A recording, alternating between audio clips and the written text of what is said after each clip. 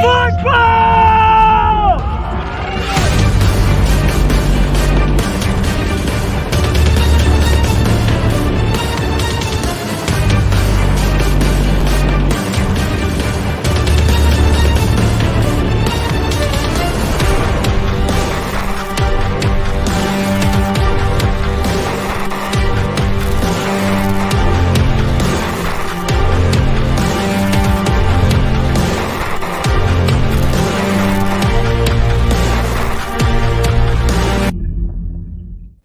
And what is up? Welcome back into another episode of GC Live. I'm Wes Mitchell, as always, coming at you live from the Gamecock Central home studios at my house. As always, we're presented by my buddy Clint Hammond. Check out clinthammond.com. We got a very, very special guest joining us today. It is South Carolina Associate AD Hilary Cox. Hilary, we appreciate you making the time. I know you've been very busy probably since you signed on at South Carolina, but I know certainly in the last year, you've been incredibly busy. So, Hilary, we appreciate you making the time. How are we doing today? We're hanging in there. Today's, I keep saying it's NIL 2.0, right? This is kind of the buildup that we felt 365 days ago. And here we are again, and it feels just like Christmas morning all over again.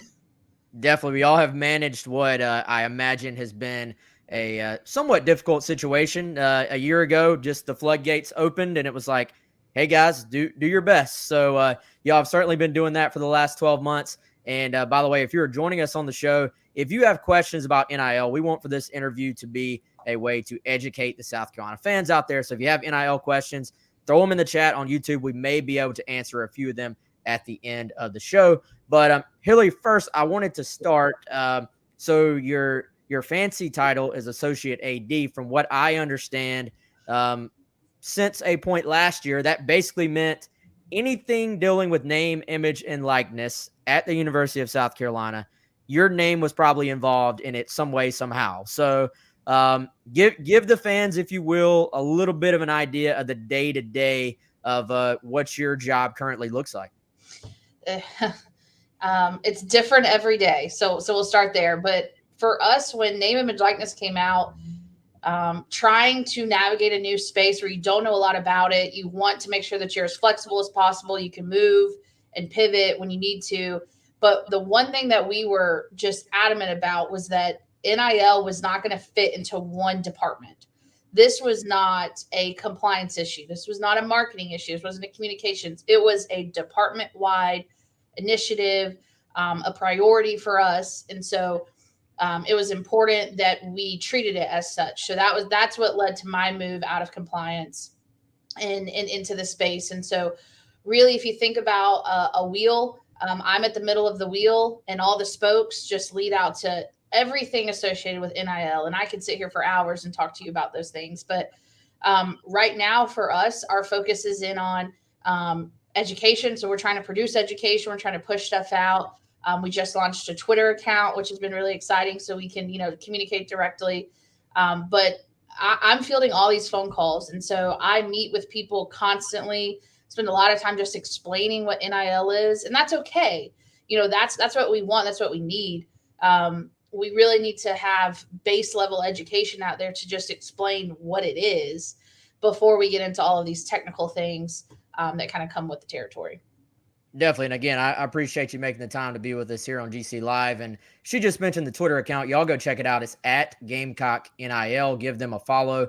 There's already been some really, I would say, educational things shared on there. And I would imagine more to come in the coming days and maybe even hours there, Hilary. So I think the place we have to start, big picture, what does July 1 mean for the University of South Carolina as an institution in the state of South Carolina? We've all, if you follow college athletics at all, you've probably seen the headlines that, and you correct me if I'm wrong here, but basically the NIL law for the state of South Carolina has been at this point, or will be on July 1st, suspended for 365 days. At Correct. That point, the NCAA's and the university's laws, rules sort of kick in and become the bylines that everyone will have to follow. So what does that specifically mean for yourself and for the University of South Carolina? And USC's involvement with NIL and facilitating deals, specifically for your student athletes. It seems like it is another major change in what has been a last few years that has just been one change after another. It's wild. And so I think it's important to take a step back to this time last year when at the time we really believed it was important to have a state law. We were in such limbo. The NCAA, the day before, is basically today, the NCAA came out and said, we're not going to do anything. States, you guys figure it out. So we were like, we have got to have a state law. We need those protections. And that was the best thing for every institution in the state, in my opinion, at the time. But in that moment, the NCAA said, if you have a state law, follow it. If you don't have a state law, you make up your own policies at your institution and move forward. Now, every school in the country, this is still true today, there's still two prohibitions, right? No pay for play and no recruiting inducements. Now, that could be a whole nother segment on its own, but those are two requirements that, regardless of your state law status, are still at play. So we go into this year with the state law. Some schools, I'll use BYU, for instance, they came out the gate very early on with some of these bigger deals that really caught people's attention. Well, they had the flexibility to kind of move within the space and help piece together deals, things like that. They were, to use the term, facilitating deals. And so our state law prohibited facilitation, which at the time, that was exactly what we needed. It would have been difficult to jump in fully facilitating out the get-go. There's a lot of moving parts, like I said. So we had an opportunity to explore the market, see what was going on. And then we realized, we need a little bit more flexibility. We need more flexibility because we were getting, people would reach out to us and say, I want to do a deal with this person. And we would say, we can't help you. Like, go follow them on social, direct message them. And that's just not, it wasn't working. And so it was a point for us to get to a spot where we could do some level of facilitation. And so we worked really hard with our state legislators, and they worked with us, which was great, through the spring. We got to this point now where tomorrow the state law will be suspended for 365 days with the caveat there that all the schools, all the institutions in the state need to work together for a future plan, right? That's the whole, it's basically, you've got a year, you got 365 days to figure this out. And then, let us know what we need to do. So here we are. Our institutional policy, which will launch a whole new set of policies tomorrow, those will go live. And the main change is that the institution can now facilitate deals. So presumably now, if I took a phone call from someone, hey, I need to reach this person, we need to have those mechanisms in place to try to make that connection.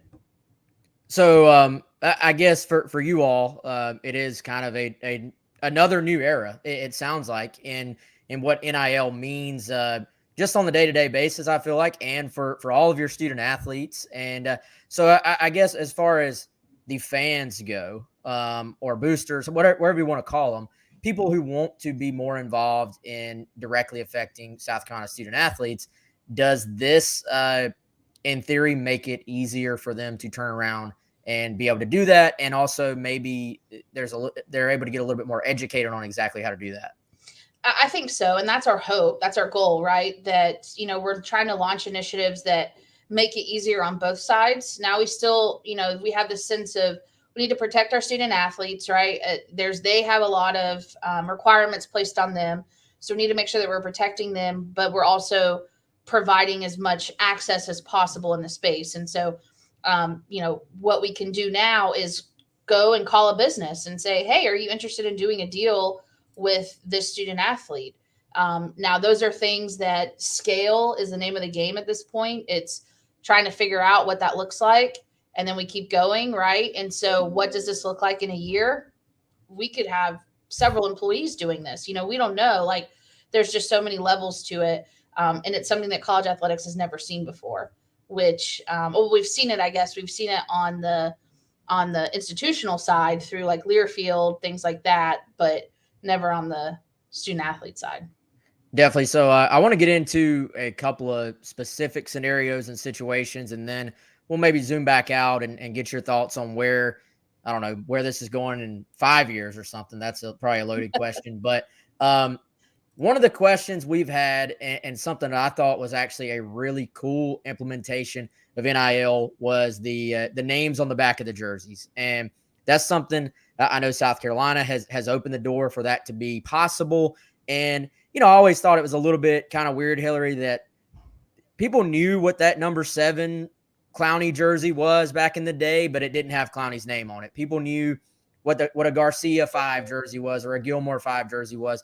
Now it is my understanding that fans can actually go out, purchase a number 7 jersey. It's going to have Rattler on the back, and I guess they can directly help Spencer Rattler be compensated as well. How exactly does that mechanism work, and how do you feel about that aspect being involved? Now, I feel like it's kind of a no-brainer aspect of NIL. Yeah, so that's in that group licensing passive income space, which, we teach our student athletes the best way to make money is passive income, arguably, right? So what's, how can you get the bang for your buck and the residual? And so the Fanatics jersey program is the first example here at South Carolina of a group licensing program. And basically, the football student athletes had the opportunity to sign up. So it's important to note that they have to actually agree to the program, right? So you may get there and you may not see all of your favorite player may not be in the program because he may not have opted into it. But I think we have about 75 or 80 student athletes in there right now. So we have a good majority. But to me, group licensing is the wave of the future, and it's something that we haven't, as an institution, been able to be involved in, really. You saw it a little bit on the Under Armour shirtsy deal with our women's basketball team. While that wasn't a group licensing deal per se, that was still individualized with the team. These are things that, a group of student athletes give a company permission to use their name, image, likeness, and then that company goes to Fanatics, and now you can print a jersey. And in my mind, I use this example all the time. How incredible would it be to go to a women's basketball game and buy for example, an Aaliyah Boston jersey off the concourse? That's such a great, incredible opportunity, and something that we at South Carolina are fully supportive of, and we'll do whatever we can to help our student athletes take advantage of those opportunities. So with group licensing, I already told you I had to ask you this question. We had a ton of Gamecock fans on our message board at Gamecock Central when it was announced that EA Sports was bringing back the football video game. They wanted to know what are the chances that you could be playing on there with a roster full of South Carolina student athletes. There's even been, I've seen a guy has been doing some Freedom of Information Act requests, trying to see what the NCAA or what EA Sports has been requesting from various schools. So this is kind of a big deal, Hilary. So I guess, work with me here. What can you tell us about just the possibility? I know you probably can't give specifics, but is there a possibility that Gamecock fans could see South Carolina student athletes officially be in a video game at some point in the future? I think there's a possibility. I'm especially in this space, this never say never world, right? You just never know what is next. I would tell you that if the opportunities are available to other institutions, South Carolina, very rarely are we going to stand in the way of preventing our kids from participating. But EA Sports, the video game, that's a quintessential example of group licensing, right? So I would imagine that EA Sports is trying to get together, trying to find a company that will go out to each individual student athlete and say, sign your rights to us. And that's a lot, right? If you think about it, just the volume of that is a lot. But there are companies that specialize in this space. And I would assume that, if that all plays out that way, that's how that would look here. So there'll be that would make obviously Gamecock fans very excited if that happens. And I think, the thing about NIL that I have been most excited about, Hilary, would be, I feel like the whole pay for play thing gets the headlines and the accusations and stuff like that. But there are really a lot of practical sort of applications for name, image, likeness that, in my opinion, probably should have been available in some way to student athletes for for years now. So it's all sort of happened at once, which has meant that there's a lot of working through it. Like you said, when a year ago, the state law was what it needed to be for South Carolina. What it needs to be now has sort of started to evolve, and y'all work through what that means. So I guess, are there some applications of NIL that you have personally been most, I would say, thrilled with or happy about, just as you work with these student athletes on a day-to-day basis? So I imagine getting to see them learn the business application of this stuff, learn the tax implications of this stuff. When I was 19 years old, taxes meant, give this to my mom and dad and they take it to their tax person and then they do it. I didn't know what that even meant. So what can these student athletes learn moving forward, and what have they learned in the last year as far as like your practical applications of NIL? Yeah, I think that the way that you started that question was really good, because the headlines tend to grab these recruiting inducements. People use the term NIL is the wild, wild west. And I would love to sit down and have a conversation with someone who sees it that way, because realistically, you're talking about such a small subsection of this industry now, right? Those are the things that get a lot of attention, as they should, because it's eye-opening and jaw-dropping, some of the stories that you're reading. Take everything for what it's worth, but focusing less on that 2, 3, 4% of the NIL space and focus on everything else. There are so many good things that are coming out of this. We're seeing student athletes now, entrepreneurial student athletes who are starting their own businesses. We have student athletes who are starting their own nonprofits. We just saw Aaliyah, and within her partnership at Under Armour, part of what she wanted to do was host a camp in the Virgin Islands. Like, how incredible is that? What a platform, and a way to use her platform. And so, yes, it's been really great to see our student athletes shift this mindset of, I just want money, to how can I do this passively in the future? How can I use my platform to help promote these other initiatives? What are some other things that I can get involved in? And so you're seeing them think long-term, not just in the short term. But there's been some growing pains, right? March, April, it was a little eye-opening when we just start talking about some taxes and some common misconceptions. And, by no means are we tax experts, but it's our responsibility to make sure that they know enough that in their mind, they're like, okay, I need to go seek professional help. And so I think some of them did, and that was great for them. But it's a journey, right? Because around every turn is something different that maybe we weren't expecting. But I'm super proud of how the student athletes at South Carolina have adapted to it, and some of the success that we've seen over the last year. Definitely. And Hilary, while you're here, I want you to be able to talk about some of these partnerships that you guys have. Altius obviously has now been a pretty long time partner in this. And then y'all recently announced that you are, through influencer, are doing the Gamecock Exchange. So for Gamecock fans out there, if you will, Hilary, tell them a little bit about what that means, for the student athletes and for them as maybe business owners or just South Carolina fans who want to help out in some way. Yeah, so the Gamecock Exchange is, I talk about our 3 core values, right? Education, connection, facilitation. So everything that we do fits into one of those buckets, and the exchange fits into that connection bucket. And so really what we wanted was an avenue for businesses to be able to connect with our student athletes in a safe space, something that kind of helped them administratively keep all of their conversations together. At the end of the year, based on all the payments, the student athletes receive one 1099, which is really helpful for them. So our goal is for any business who's interested in working with a student athlete to join the exchange. It's free. There's no fees associated with it. A business can just click on the link to join. They'll get reviewed, and then we'll approve for them to go in. The exchange is really neat. It allows you to filter. If you're looking for a specific athlete, you can find them. It allows you to filter based on, social media followings, or filter based on majors, or maybe you're in the pharmaceutical business and you are interested in some student athletes who have connections to that field. And so student athletes have tags like that. So it's a really great tool to kind of get all of our student athletes in one spot. It allows for that communication between both parties, right? So you can connect with student athletes can connect with you, and really start to build those relationships. And so we're doing everything that we can now to encourage businesses to join in. And maybe you're not quite sure. Maybe you're just like, I don't know that I want to get into the space. One, I would love to talk to you and explain or answer any questions. But two, again, it's free.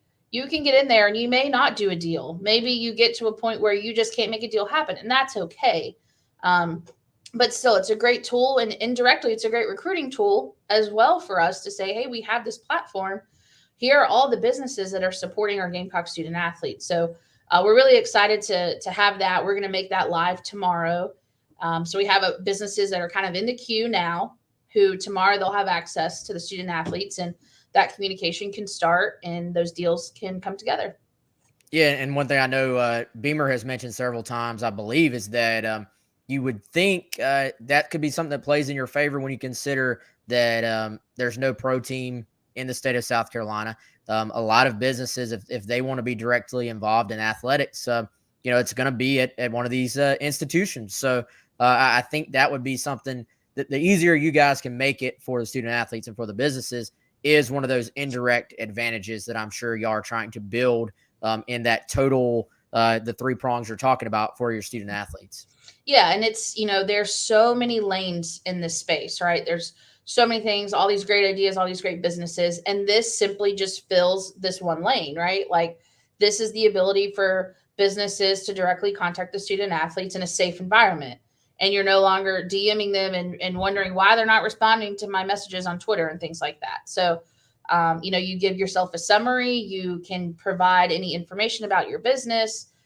It works both ways. So this is going to fill a lane for us that we're really excited about. And we're able to make those connections and hopefully continue to enhance the offerings. Hilary, right before or right as we were going live, you sent out a new release from the USC official account about expanding the NIL involvement. We've talked about some of this already with the Gamecock Exchange, but I did think it was interesting and worth noting that a website redesign, I believe, is on the way as well. It sounds like NIL and just the branding side of this for your student athletes will now be, I guess, directly integrated within their bios and profiles on Gamecocks Online. Of course, GamecockCentral.com, the official home of South Carolina athletics. Did I describe that well? Yeah, you nailed it. And so I think that what you're seeing now is this is a really exciting step for the athletics department tomorrow when that goes live. But also what you're seeing is a push, right? As a push from Ray and Chance of saying, hey, this is really important to us, right? And Ray has been adamant that our goals always are to help our student athletes in this space, right? That's name of the game always. We're here to help improve and help these deals with our student athletes. And so if we can help them maximize their opportunities, then that's great for us. And so that was our thought process through this is if the student athletes want to give up that information, presumably now you can go to Wes Mitchell's bio. And if Wes has a clothing store that they've provided us a link to, then your clothing store is going to be linked there. Maybe you want to do a Cameo video call or, a video message from me on my account, and it's going to be linked there. And so that's huge. It's such a great step forward for us, really integrating NIL into everything that we're doing here. Definitely. And we do have, I'm going to get one quick question here, Hilary. I know you have a hard deadline coming up, but this is from Big Red. I thought he had a really good question. He or she had a really good question. Is there a class to help players manage their NIL earnings? Yeah, so we've talked about this a lot, and we've had a lot of meetings with campus, and so we are working towards that. A lot goes into trying to get a class together. We have the summer bridge program here, and so any new student athlete comes in, they go through a class, and what we've done is we've integrated NIL into that class. So there's several sections on it. What we talk about, what we teach here is everything that we are teaching you, whether you go through media training, cleaning up your social media, whatever it is, all of that indirectly impacts NIL. And so that's been a main sticking point for us. And so we have it in that summer bridge program when they first come in. And so we're hopeful that as we move forward, we can have a full, complete class for all students at South Carolina to go to if they want to, that will help them in the space. Yeah, good question, Big Red. Appreciate you joining in. And Hilary, finally here, I guess, is there anything that we have not covered? What have you not talked about? I know that's a loaded question, but I guess you have about 3.5 minutes. In 3.5 minutes, what have we not covered that you feel like South Carolina fans need to know today? I think it's important that all of our South Carolina fans know and understand that we feel as though we are on the forefront of everything related to NIL right now. There may be things that are kind of in the hopper that are brewing, that are coming, that we just can't share yet, but we are so excited about them. We feel like they are transformational in the space. And that's really what we want to do. We can sit back and we can watch and see what other schools are doing and things like that. Now, again, remember, we as an institution, we're focused on the 96, 97%, right? We're not necessarily talking about the wild, wild west that everyone is referring to, right? Because we can't be in that space. As an institution, we can't live there. So when we're looking at the other 96% of the space and trying to fill all of these lanes, we're going to do everything that we can to be on the front end of that. And that's what we're the most excited about. There will be new announcements coming. In my mind, we're going to hit you every other week almost with something new that's coming. And so we're really excited about that. But I just hope that all of our Gamecock fans can come together, really support our student athletes, because, this is a great opportunity on both sides, right? We as an institution, we want nothing more than to help our student athletes have this platform, assist them in building their own platform, but also, working together with the community. We think that this is such a great opportunity. So you may hear from us if you own a business. If you're interested and you have questions, we are always willing to talk. We'll do so much education, no matter what it is, we'll talk about it. So, we're hopeful to announce some events coming up in the future where we'll focus in on NIL and people that are interested. So just know that this is just the beginning. This is just us celebrating 1 year of NIL. This is the beginning. The future's bright here, and we're really excited about it. Hilary, like I said, we really appreciate you taking the time. This has been highly educational. Again, if you're watching or listening, go to @GamecockNIL on Twitter. You can go to GamecocksOnline.com, of course, as always. And Hilary, we look forward to learning more. Hopefully we can do this again. Hit us up sometime, and we'll whatever y'all's next big announcement is, we'll have you on if you want to talk about it, and we'll go from there, okay? Awesome. Well, I appreciate it, Wes, and thanks again. And to everyone out there, thank you guys for your support of what we've done so far. We're really excited and know that it's going to be fun. So awesome. Thank you so much. That is Hilary Cox. She runs everything NIL at the University of South Carolina. We appreciate her joining us here on GC Live. That's going to do it for the GC Lives for this week. I am headed on vacation here very, very soon, so I will be out of town pretty much all next week. Want to thank our sponsors before we get out of here. Of course, my good buddy Clint Hammond of the Mortgage Network. Clint helps make this show possible. And Clint is, if I can find his graphic for you guys, if you're in the market for a new home, go check out ClintHammond.com. NMLS number 71597. C. Hammond at mortgagenetwork.com. Phone number 803-576-4450. If you're having trouble navigating that mortgage space right now with rising interest rates, Clint can help you come up with basically a plan to get you in the home that you want. So again, give Clint a shout. He's our presenting sponsor of GC Live. Also want to thank Liberty Tax, another sponsor right here on Gamecock Central Live. You can overcome your taxiety, 803-462-5576.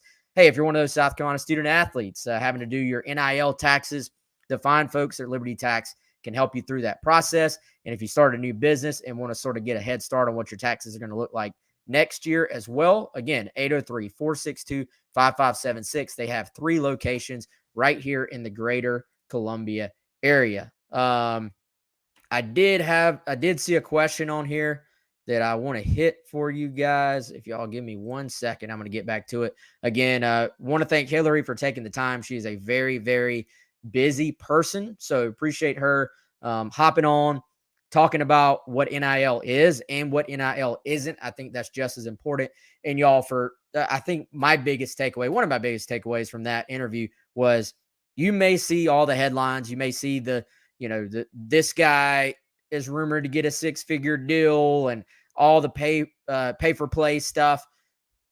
Yes, it creates a big headline. It's really clicky. People want to read about it and talk about that. But NIL, in my opinion, is much more about the day-to-day opportunities for guys to take advantage of the platform that they are on. And for every single major headline story of something about NIL, that is what NIL should not be about. There's hundreds of NIL situations, in my opinion, that are about what NIL should be about. So if you're a South Carolina supporter, I would just encourage you, don't get discouraged by some of the other stuff with NIL, and sort of remember that, these are still kids and they are on a big platform. They do make a lot of money for the university. So, and in my opinion, they deserve to then turn around and be able to themselves profit off of their name, image, and likeness. That to me is pretty much a kind of a basic right, is for you to be able to benefit from who you are and what your talents are. Big Red had a question: does an NIL deal go only to the players, or does the university get a small amount as a finder's fee? No, there is no finder's fee. As Hilary said, with the Gamecock Exchange, it is completely free for the business. And, obviously some of these players have marketing agents. If there's a marketing agent involved in putting together a deal on that end, then yes, there is a finder's fee involved. But I thought that was a good question I wanted to hit real quick. So yeah. All right, y'all. Appreciate it. Appreciate everybody joining in. Appreciate Hilary again for coming on. I'm Wes Mitchell. If there is big news in the next week or so, I may hop on for a real quick episode at some point. But other than that, I'll be on vacation next week. And then we are diving in college football right around the corner. When I get back, we'll be about 4 weeks away from preseason camp. Actually, more like 3 weeks away from preseason camp. So we'll dive into that. It'll be time to talk some ball. Looking forward to it. Going to rest, relax, and get ready for what should be an awesome season. So appreciate y'all joining us. Appreciate all the support of our sponsors. Appreciate the support of Gamecock Central fans.